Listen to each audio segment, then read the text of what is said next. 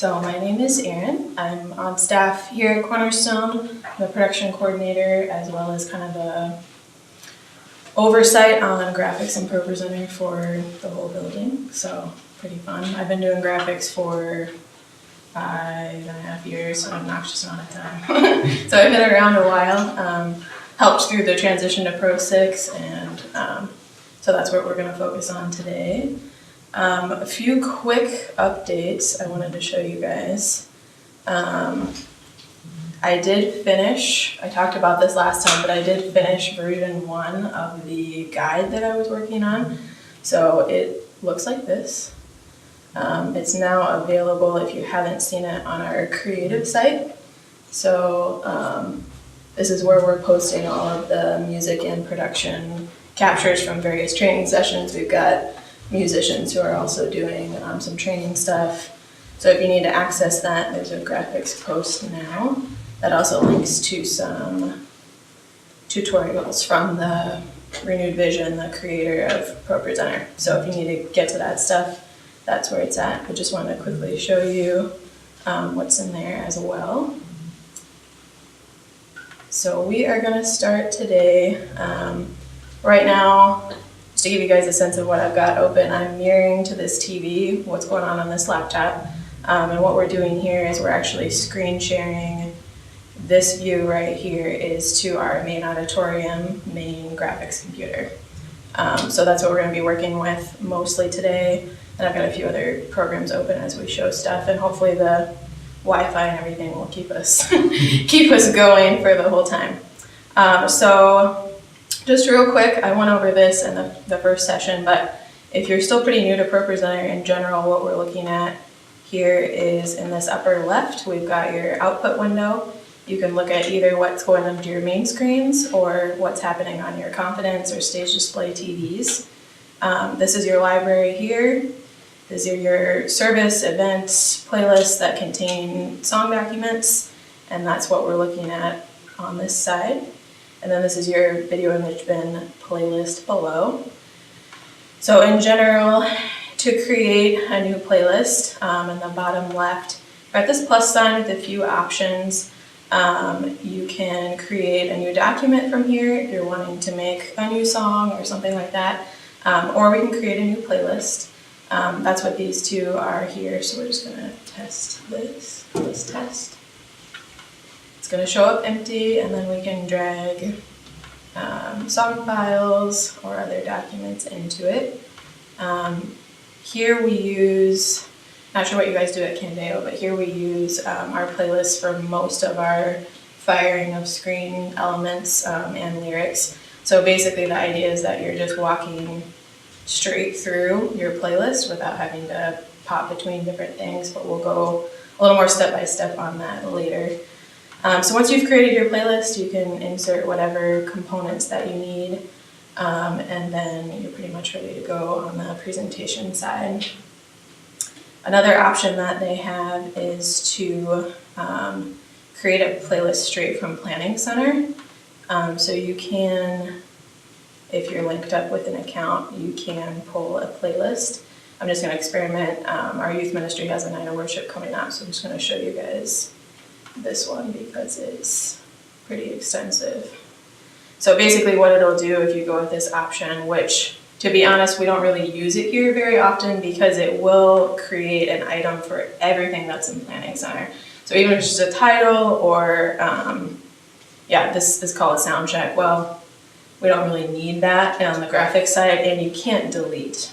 It has to match. So I don't use it a ton, but it is kind of a cool feature if you have a lot of songs. I was playing with it yesterday as I was working on this, and what it's supposed to do is it is supposed to link the titles, but what you would do in this case is you would just find your song document that you need, and then you just drag it over, and then it updates and makes that file active, which it's kind of hard to see, but the icon changed right next to the file. I saw Addison making a face like, this just seems crazy. Do you guys use that at all? Mm-hmm. Does it work pretty well for you? Well, we haven't used the Planning Center feature, but sure. Yeah. It can be useful. I feel like if you're I don't know, we're really blessed here to have just a lot of people able to set things up for our operators and stuff. But if you're having to do it yourself, this would be a really quick way to just pull the plan exactly how it is and match everything up. So it can be a really nice feature. And then you can refresh it here. So if the plan was to change within Planning Center, that would just update all of those items in there. How does that work if you lose internet? So it would just hold with whatever you got. Okay. If you didn't have internet, you wouldn't be able to refresh. Sure. Would be the bummer of that. And I don't know if I said this, but please feel free to shoot out questions or whatever as we go. I want to be interactive with you guys. I don't want you to feel like you have to hold on to questions or try to remember. So feel free to shoot that out if you think of anything. Does that all make sense in general? Most of you have probably done all of this before, so sweet. So let's jump. I'm going to jump to kind of the hot folder world in the video image bin here. Just kind of walk through how we structure it. So what we've got in the main auditorium right now is what we call a weekend active sync and a TSC active sync, which is Salt Company. The way that we structure this is it actually syncs with Google Drive folders within our media accounts. So is this big enough that you guys are able to see okay? Is it working? Okay. I'll open this up a little bit. So we have up here is the Google Drive client installed. So we have just a general media account within our Cornerstone structure. And so we have installed the client, which if you need help getting started with Google Drive, there is a link in that guide for instructions on getting started with Google Drive. And what we do is within our preferences, we can select which folders that are shared with that account we want to sync down to this computer. So because we are a building with multiple venues and laptops that use ProPresenter, we have just one kind of master folder of media, and then we select which folders we want to sync to each computer. So the box would have our youth ministry folders and just a general equipping folder. The main auditorium primarily just has weekend and salt. South auditorium kind of rotates depending on what's going on down there. We have summer salt, so then we use the salt folder, and we just check and uncheck based on what's going on in that venue. Question. Yeah. If you delete something in the hot folder on ProPresenter, does that delete it in the Google Drive folder? Well, if we can't delete out of the hot folder. Cool. Okay, so let me explain. I was gonna go over this, but let's do that now. I'm gonna explain the difference here. So what you're seeing is we've got hot folders which show up orange, and we've got video image bin playlists which show up blue, like these playlists do over here.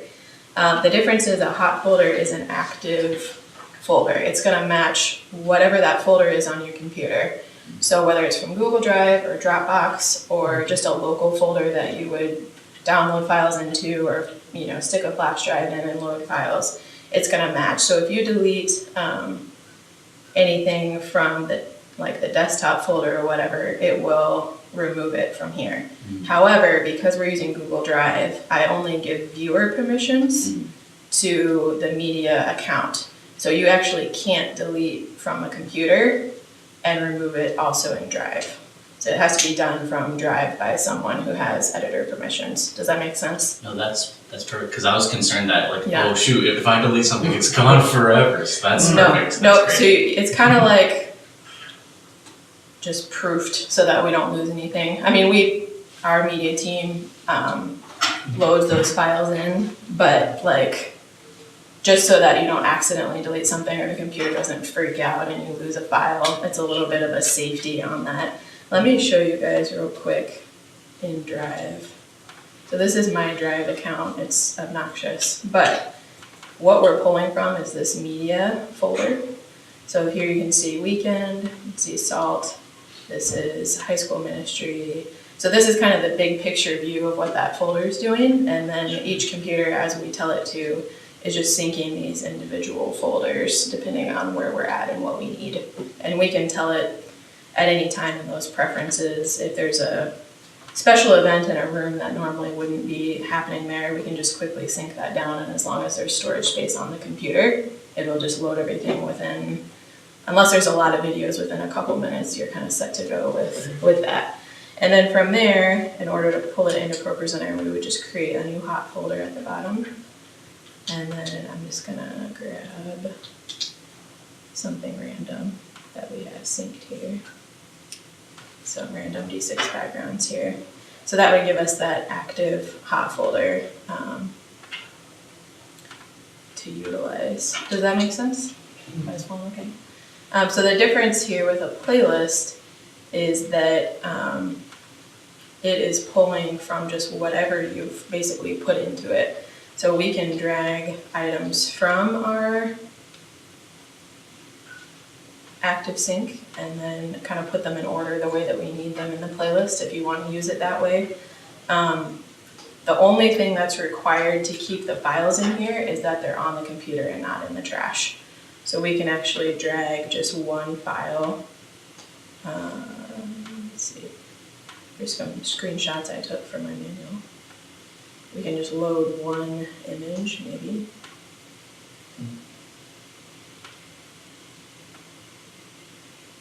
Yeah, we can just load one image. And as long as it's on the computer, it'll stay there and be usable in that playlist. But the difference is these are not matching into a certain folder. Whatever's in that, you can kind of customize it a little bit, rearrange as you need to, and you can delete. So if you're using some kind of background or logo and then you no longer need it for that service, you can just get rid of it and kind of keep things in order the way that you need them. So in general, that's kind of the video image bin. One other thing to know is there is kind of a master transition time here at the bottom. So this green box opens that up. We always dissolve for lyrics and graphics and everything. There's a bunch of other settings you can use, but our default is to dissolve at 3 seconds. So automatically anything down in this bin is gonna dissolve at 3 seconds unless we tell it otherwise. So even if you drag it up into a regular document, it's gonna go at 3 seconds unless you tell it something different. So that's kind of the video image bin in general, hot folder syncing. Any questions over this whole section? Good, good, sweet. Another thing we'll go over real quick. Any of our kind of slide or media elements have a number of, keep losing control here, a number of options to be able to customize them. So I'm going to use this kind of motion background as an example. But if we open that media properties window, we can set it to dissolve at a certain time if we wanted it to be different than 3. You can rename it here and call it something else. So it'll change its name down here in the folder, which is helpful if you have a cue for a specific song or something, you can remember where it goes. And then under properties at the top, we can change the scaling. Most of the time, stretch to fill is completely adequate for what you're doing. If the file is the same resolution as your output, that's going to be standard, it's going to work fine. Occasionally we'll have photos that are vertical, that are really only taking up a third to a half of the screen. They're going to pull in, stretching them super wide and making it look all distorted and goofy. So in that case, scale to fit would be the option we're looking for.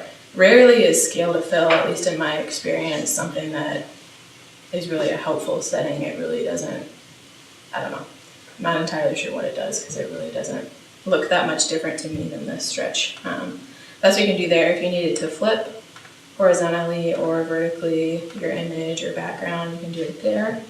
If it's a video with audio, the audio engineer may occasionally say, hey, can you bump that up a little bit? We can do that here. You can take it up another 20, 50, 70% higher than what you've got it. This is not a file with video, so that doesn't matter. And then play rate, we can speed up or slow down. About the only time you would do that is if you are using motion backgrounds behind lyrics and things like that. there might be something that looks really nice, but it's just moving way too fast. You can slow it down. You just have to be aware of things getting choppy, because when you slow it down, it can just kind of become this kind of freeze rate type looking thing. So usually bumping it down just a little bit is safe though. In our effects tab, we can change just about anything, almost similar to like a photo editing software. We can change the color, various hues, saturation, pull down or increase brightness. In this case, what it's doing in the file is just making it obnoxious white. If you do something crazy and you don't know how to fix it, you can reset at any time. Or just uncheck that category and it won't apply anymore. We can blur the edges. This is a couple examples. You can put a color filter on it, anywhere in our color wheel. We just need a completely different color, and then you can remove any of those settings at any time if you need to. Any questions about media properties? Pretty straightforward. Sweet. Another thing to keep track of is videos will pull in at a default. We have them loop as default. So it'll just play over and over again until you tell it to stop. So your settings there, you can loop it, which is what we do for our weekend. We have kind of a welcome video that just loops as people are walking in the doors. That's probably about the only time you're gonna loop a video. Pretty much everything else you're gonna wanna stop within the service unless it's a motion. So these would loop. This 2-minute countdown pre-roll we have is set to stop. You can also program it to go automatically to the next item, whatever the next item is in your image bin or playlist. So one of the most awkward things is to have a regular video, like a guide story or something, like start back over. I think we've all experienced that. Probably like, darn it, I forgot to take it out loop. All right, so I'm gonna get rid of our video image bin real quick and open up audio here. How many of you have used or played audio files within ProPresenter? Sweet. This is primarily right now the only place we use this is for our D6 Kids Ministry. Just playing tracks through ProPresenter to the audio console. Pretty simple. Otherwise, we don't really do that a ton. Kind of similar concept where you can create a playlist with the plus sign, and then you can load any MP3 files that you have and just play them like a standard audio player. At the bottom, I doubt there's any MP3s on this computer, so but at the bottom here, this is kind of similar to a dissolve time, a crossfade setting. You can shuffle, so you can have a playlist that shuffles. And then you just add your MP3 files in from your computer by the plus sign there at the bottom. So pretty straightforward on audio. Any questions for me right now? Sweet. So we use, I'm going to jump to some of our stage display functions here, which we can see in the preview right now. We have a worship layout going on. But if we go to our preferences, it's going to walk you guys through the configuration here. So this is our standard worship or lyrics layout. We've got an announcements timer, which is kind of just a backup in case Planning Center Live is not working at that point, whether it's a Planning Center server failure or just internet problems or whatever. Occasionally we'll have to fire a timer manually, so that's kind of a backup for that. This is a video countdown, so anytime a video is rolling from our main computer, it counts down there, which is helpful for the band to see how long they've got before they're on, basically. We've got a service countdown, which maybe I'll show you real quick. We count down to the start of our service, which is 8:45 or 10:45, and we show a timer as a layer over this loop. So that also is running. I don't know if you can see, let's put it up real quick. So basically that runs, we show the message, it's gonna be crazy long. But you can see over here, we run that there, which also counts down for us on that stage display for worship stuff. That's pretty cool. It is pretty cool. Just don't forget to hide it when you're done. Or it'll just keep going. Alright.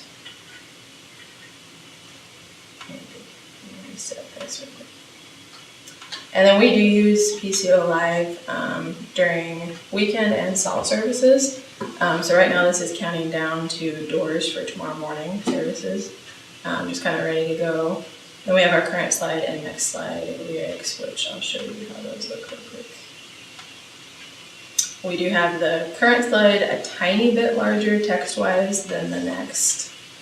The difference is a whopping 5. This is set at 100 and 95 is the next slide. Some of our other layouts that we use, we do have a worship kind of a backup if PCO is not working. That way we can quickly just take it down. So we're not confusing the teacher if we're not using it at the time. We can just fire a slide or a timer manually.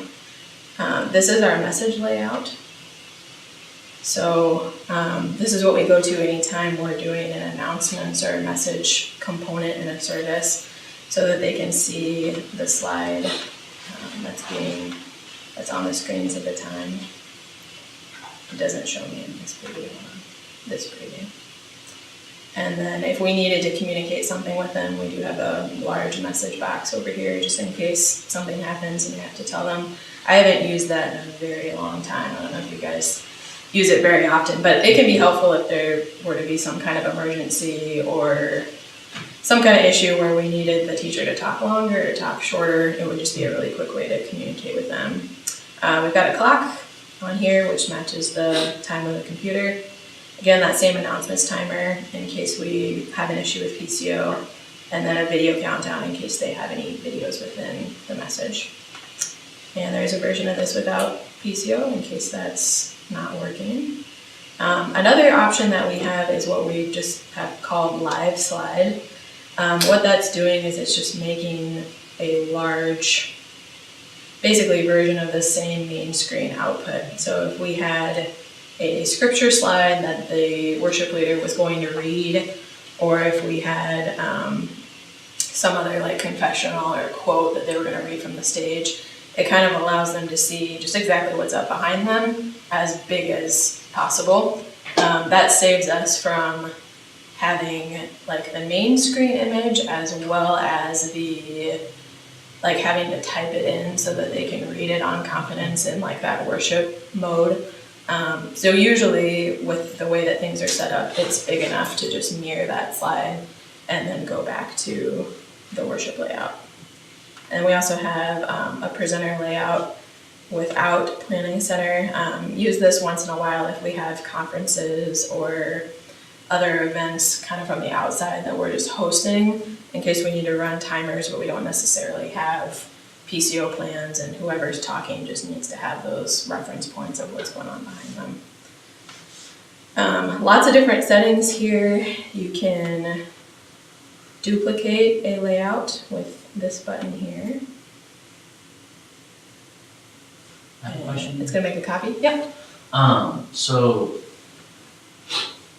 normally the slides usually have their own preset stage display configuration, right? The slides. Or items or I guess what I'm saying is like how and when would we change the stage display configurations? Yeah. So let's pause and go through that real quick. So the way that we do it right now is when you see this orange icon, kind of difficult to see what's on it from where you're at.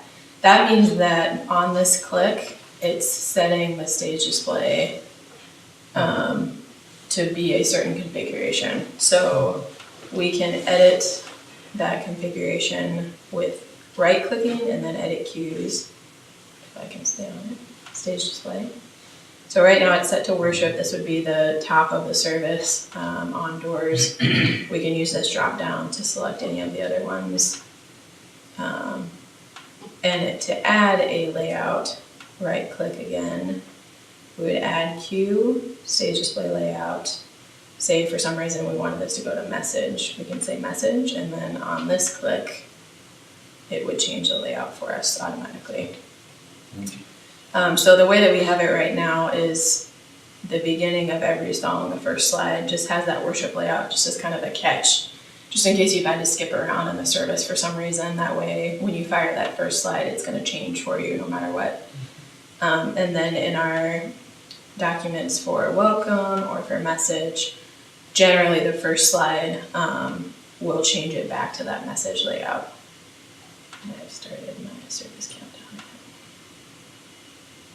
Does that make sense? Yeah. Yeah, so you can add that. The only time we try not to have it on the message layout when we're playing a video, just because we have TVs, like particularly the TV, if you guys have seen above kind of front of house, it's just bright. So when you're sitting in the crowd and you've got a video playing behind you, it's like, what is that? What's going on? So that's the only time we try not to use that message layout during those functions, is just because it can be kind of distracting for the people right in front of it.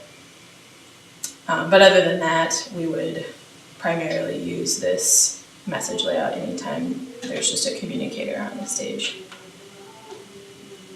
I'm going to take this off real quick, or I'm going to really confuse my operator tomorrow, because I'm using the playlist for tomorrow. So, hopping back in, I was going to show you real quick. Another way, if you look down and realize you're on the wrong layout for the element that you're doing, somehow you've skipped around, you can use this window at the top, go to stage display, and then select whichever one you're supposed to be on. So that's kind of a really quick access to change it. You can also just, if you're familiar with what all the slides are set up as, you can find a document with whatever you need, which can be a little bit quicker, and just tell it what you want. I'm gonna go back in here to configure. So that was a duplicate. At the bottom, it just made a copy of that MA for us is main auditorium worship copy. So you can name it whatever you need to.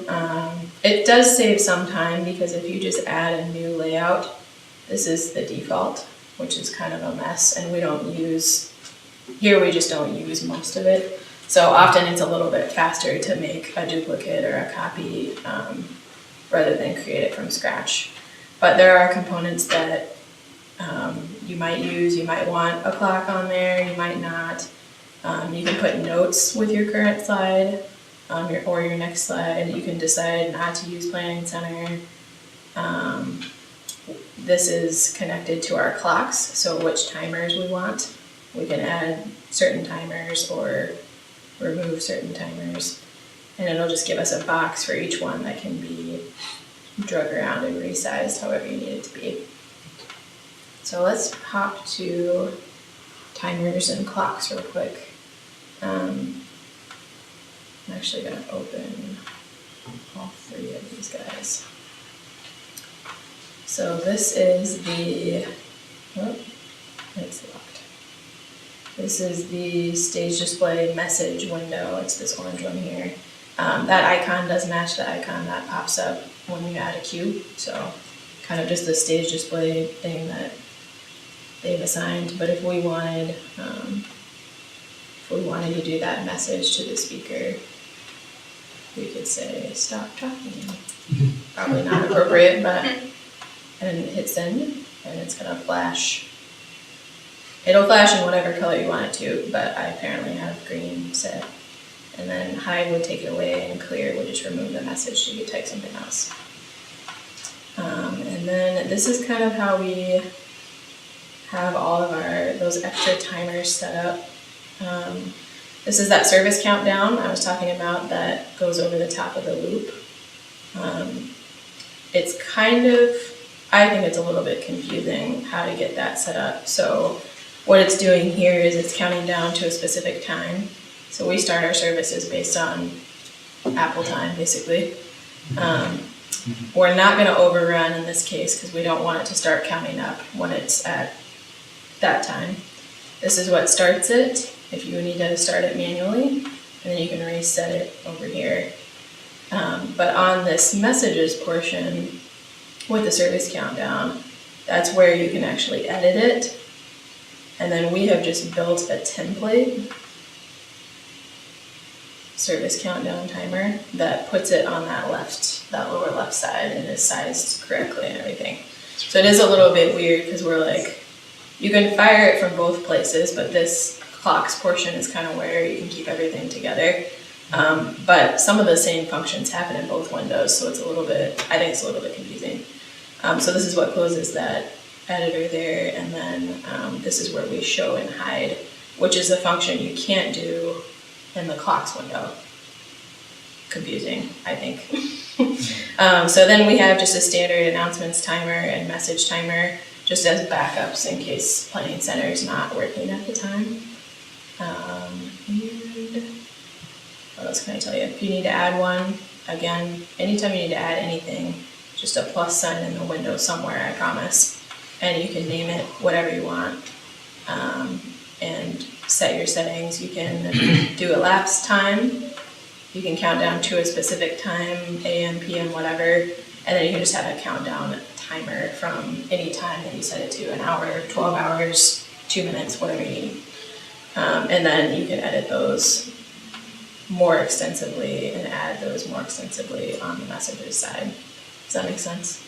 So the clocks and timers is kind of where it's kind of like a storage of all the timers you got, and then to kind of utilize those, you kind of grab those and put them in the messages and kind of to interact, have them interact with slides. Yeah, so this is, the way that we're naming these here is the way that they're linking to that like stage display, where you can opt for whichever ones you want to check and have on your layout.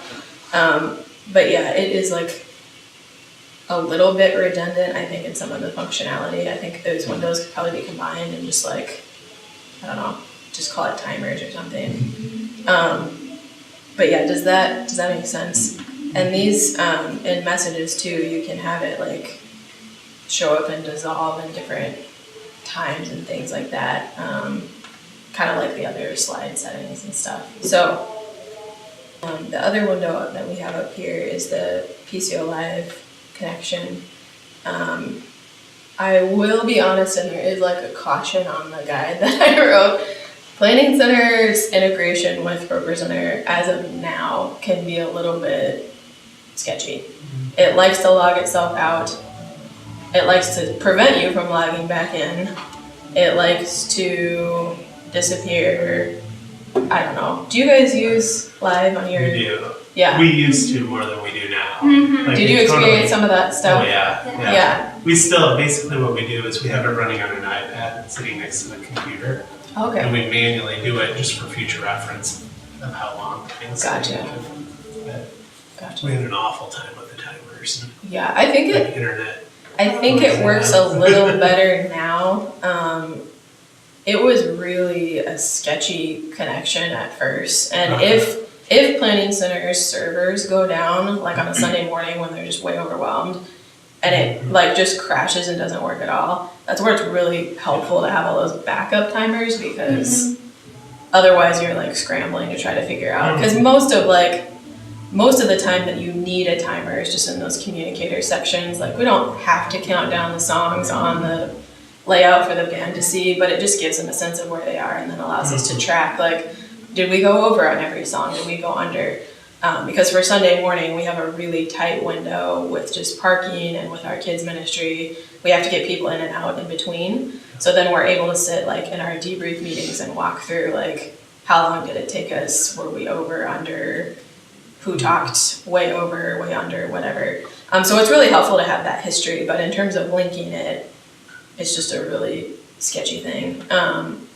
I did discover one trick if you are using it. This was just on the Renewed Vision forum.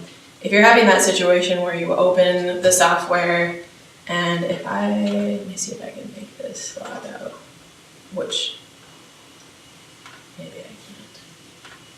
I would never intentionally log it out, but I'm gonna do that right now.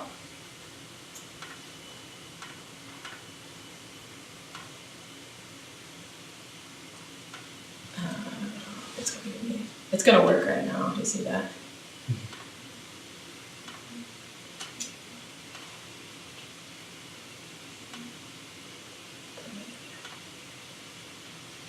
Of course, it works perfectly for my demo.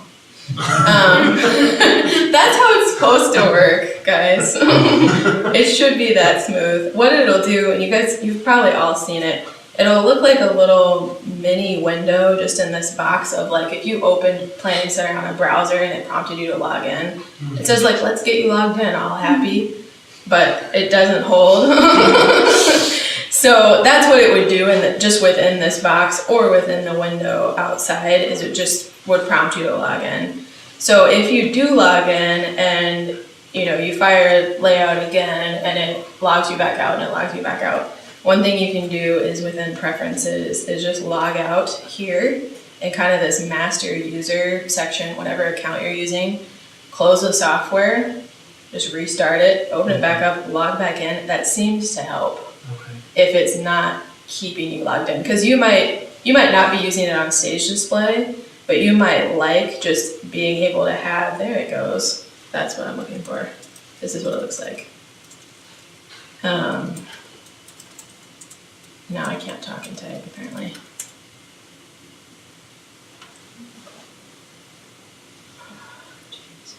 You should never see this page.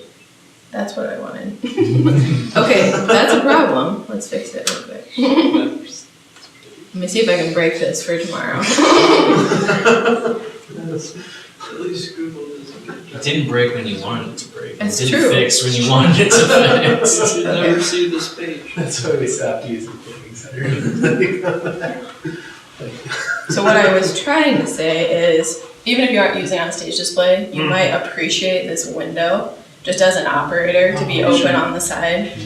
You can tell it, any of these boxes, you can tell it to lock where it locks, like on this top toolbar, and you can't move it. Or you can unlock it and put it wherever you want. And you can resize it, whatever. That way you can see the chat. If your ministry is using the chat and there's issues, it allows you to see what's coming and kind of keep up with. I mean, you wouldn't ever be responsible for the time, like you can't control the time, but you can still see where things are. So that would be one function to use it without. And it logged in there too. Interesting. All right. Any questions about timer, Planning Center world? Sweet. Yeah. Sweet. All right. So, how many of you, if at all, have ever been handed like a PowerPoint that you have to make work in ProPresenter? I'm seeing a distressed nod. Yeah, so around Cornerstone, we run most of our media and graphics creation through the media team. Things are normally sized well. We're using JPEGs and things. We're not pulling from PowerPoint or Keynote or whatever. But occasionally, even the last couple weekends, we've had outside conferences and stuff where just a meeting or whatever where somebody has a PowerPoint. So I made a random PowerPoint test yesterday. I'm just gonna show you guys, like, half the time you get a PowerPoint and the slides aren't even sized for your screen, right? So if you have time, you can in PowerPoint change the size of the slides. If you're on a tight schedule though, depending on the size you're coming from and going to, you might have to spend a lot of time editing this person's presentation to just rearrange the text so that it's within the slide. Because if they give you a 4x3 and you want 16:9, there's probably gonna be content sticking up above the slides that you're gonna have to work through. So up to you if you have that time to do that, or if it's really even critical to do it rather than just resize it and let it have black borders or whatever. But that is an option. And then there's a couple ways that we can do this in ProPresenter. So import PowerPoint, and then this is that file that I just showed you. I'm gonna open it. It is gonna open, it will like access PowerPoint to do that import. So if you don't have PowerPoint on the computer, it's not gonna work. And there could be some issues with versions or whatever too, but it is a way to do it. It is fast, so if it works the way you want, it's very quick. The slides, however, you can't like manipulate them at all. So you can't really do like all those media property settings and blah, blah, blah. Another way to do it, if you want to have those options, is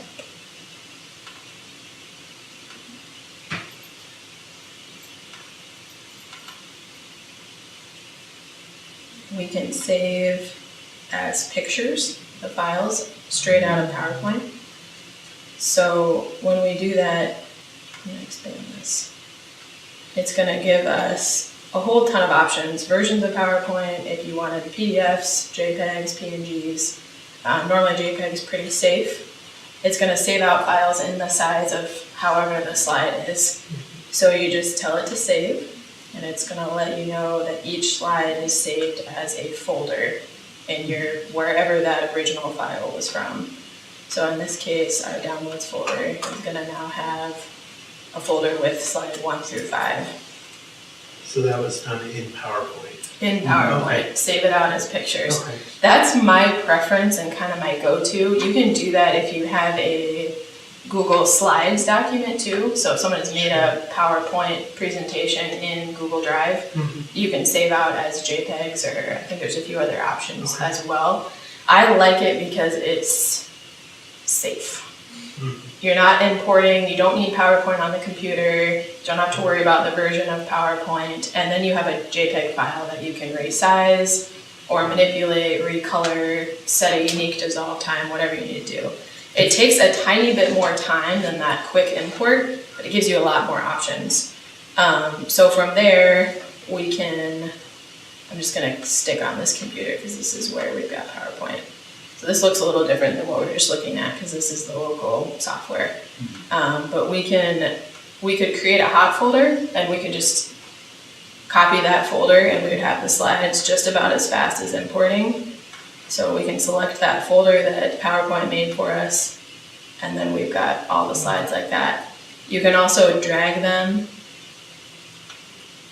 all just into your document that you want them in. Then you have a lot more options for manipulating them, or you can drag them directly into a playlist. Yes? So I noticed that when you first imported like the PowerPoint file directly, I guess one of my questions is, does ProPresenter see those slides as images?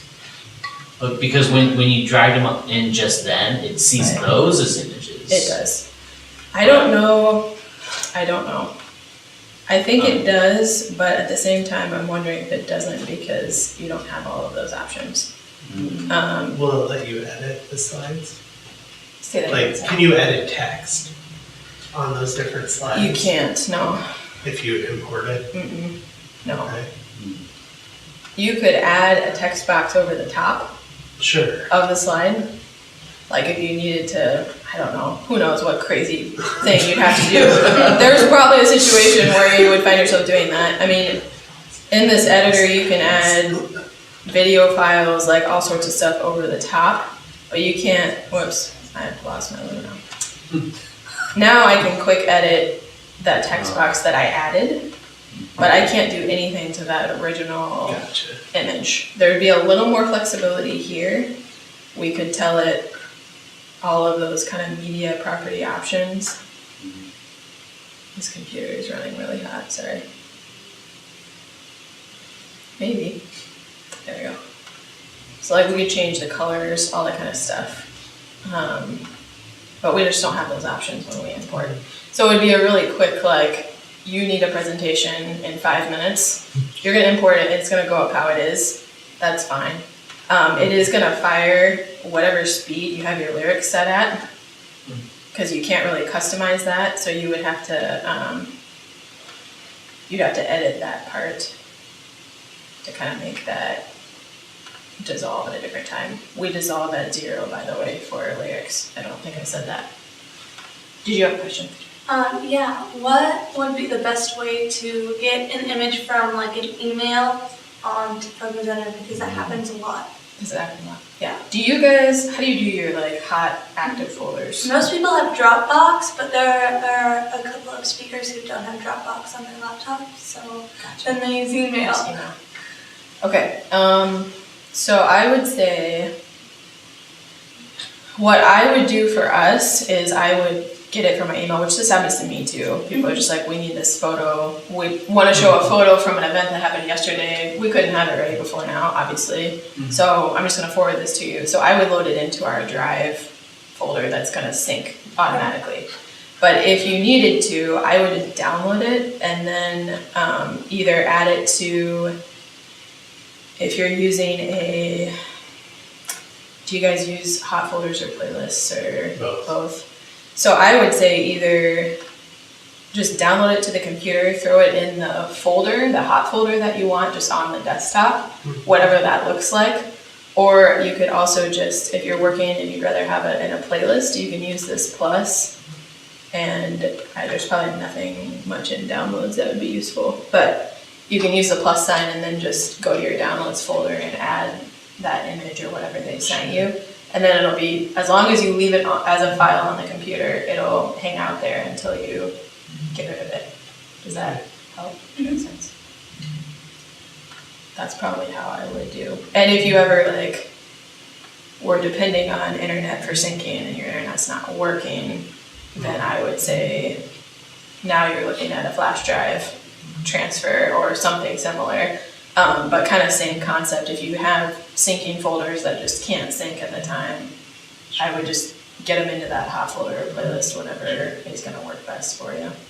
What we used to do is we always had, we didn't know if Dropbox was like downloading it to the computer like as a hard copy. Oh, okay. And we had spotty internet because we were moving from location to Yeah. location. And so what we would do is we would move everything into like a hard folder on the desktop. Yeah. Then that's perfect. pull everything over from there. That's perfect. And I didn't say this too, but I don't know how you guys archive, but what we do is I actually pull, or Jacob Johnson first, anything that we've used out of that Google Drive folder just for that week, we actually archive it by date and we have unlimited drive at this point. It's just kind of how we do it. So then we just archive and then Google Drive will sync and match that, so it'll just remove itself from the computer. So it kind of prevents that clogging of files where you don't know where you are, there's way too much on here, or you run into, my computer doesn't have storage to even download this because there's just a bunch of craziness happening. So that's kind of how we also remove files, is just kind of let that sync back and forth. Any questions overall? We've got about 15 minutes here, which I can go over some more stuff, but would it be helpful for me to walk through either a weekend service or salt service of kind of what everything's doing? Does that, I see one nod. Yes, no? I want to use kind of the rest of the time however you guys would be most benefited. Okay. So this is tomorrow's weekend plan. We kind of talked about the stage display changing here, but what this icon is doing, which is the clocks icon, it's also firing that service countdown for us automatically. So when we go to kind of our doors setting, looks like I've lost PCO. Yeah.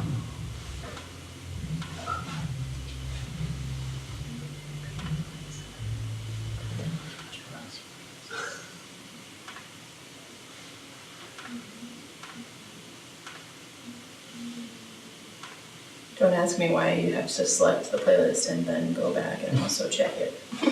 There we go. So when we fire that, it's going to start that countdown, which it's counting down to 8:45 a.m. That's why the time's so obnoxious right now. But normally when we do that, there'd be somewhere under 45 minutes left until that 8:45 time.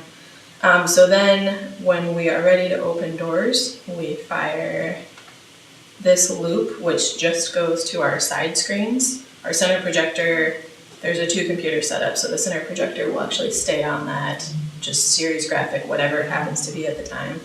But at doors, we'll fire this on this computer, and show message to the sides, as we saw earlier. Then right before 2 minutes until the service, graphics collaborates with audio.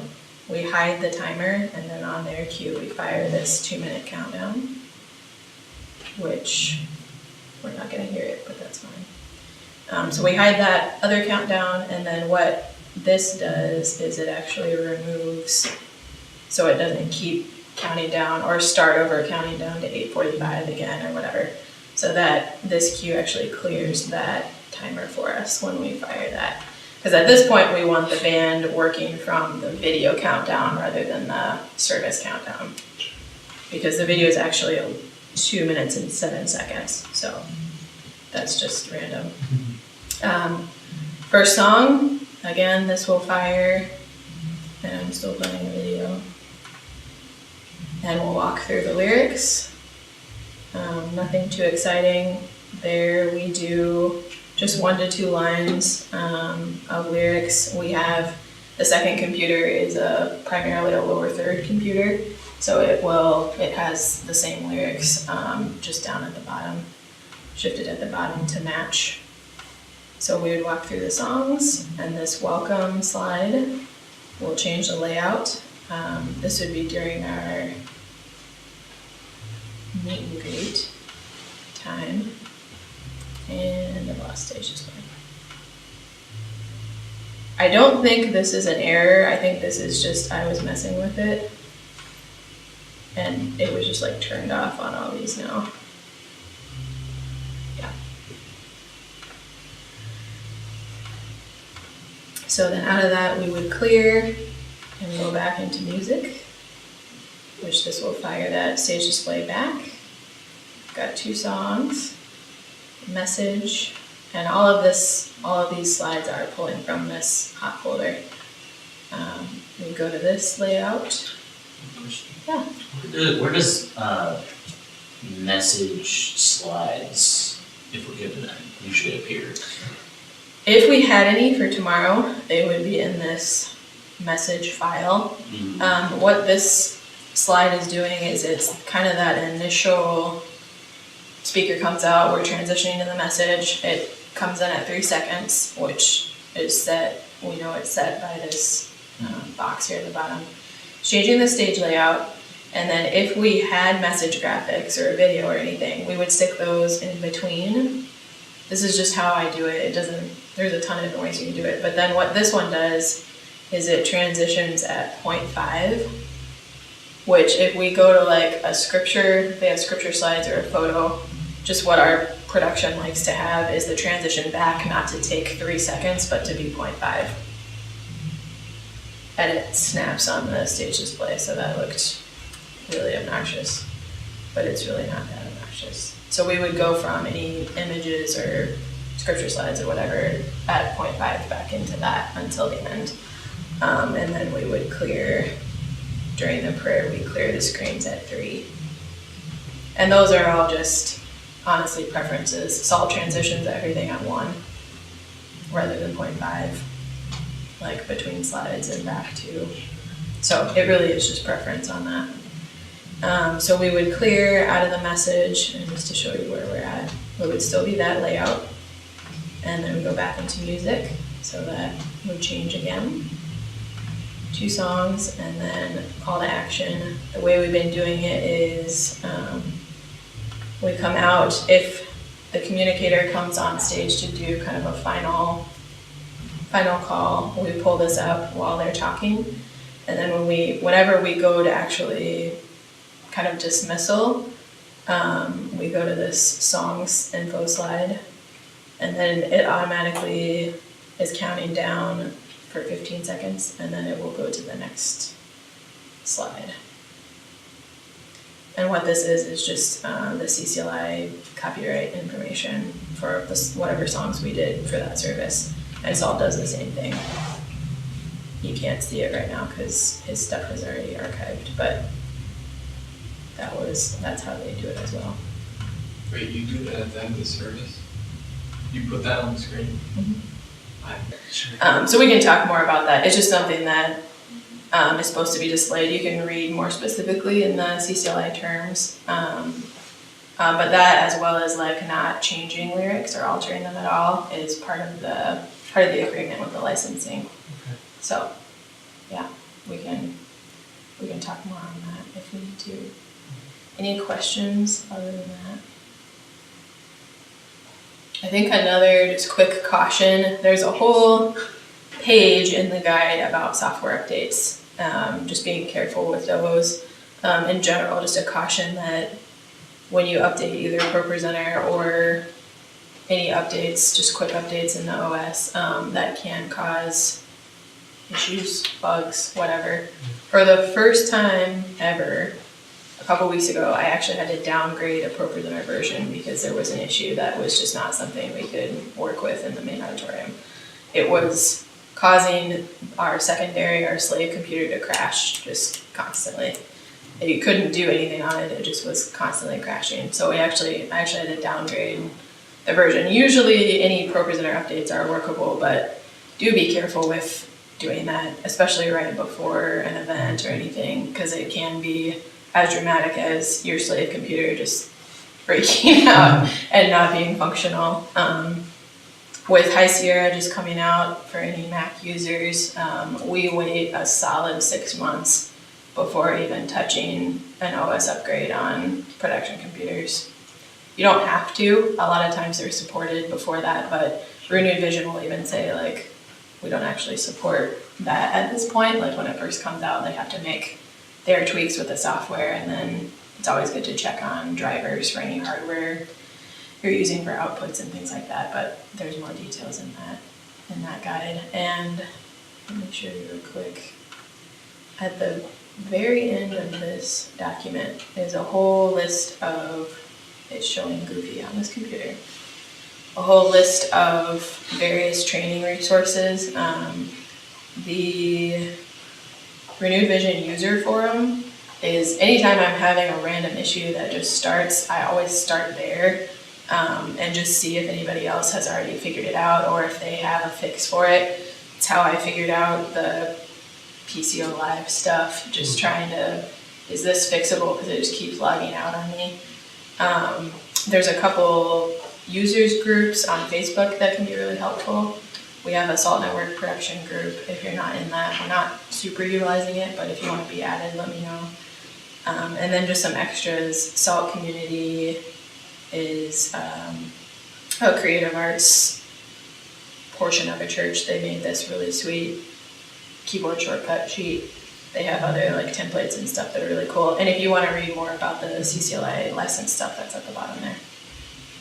What's up? How do we get to those documents? Yeah, so that the best way right now is probably to use, it's cornerstonecreative.org. Okay. Since you guys have signed up this time and I have your email from your form, I will add you to all of our future communication. So when we have videos out or just invites to the next, we're hoping to do 2 more of these in the spring. Or if you just need to, you can't come, but you want to watch content or you want to watch the audio session, that's what's going on at the same time. So all of that's going to be housed here as we get it edited. So we have, this is the Graphics 101 post. It just went up this week, so you're not behind. And what you can do is just view that guide and it'll open. It should be, the link should be available to anyone. It's a drive file, but you should be able to open it just with the link. If you have any issues, you can let us know. And then there's some intro videos from Renewed Vision also on that post that there's really good basic tutorials to kind of get started if you need to. But on this side, all the sessions from the last time are uploaded. So if you want to watch the video, lighting, or audio from the ones we did in September, they're all up here. So that would be the best way to access. Any other questions? Cool. Well, thanks for coming. If you need anything, let me know. And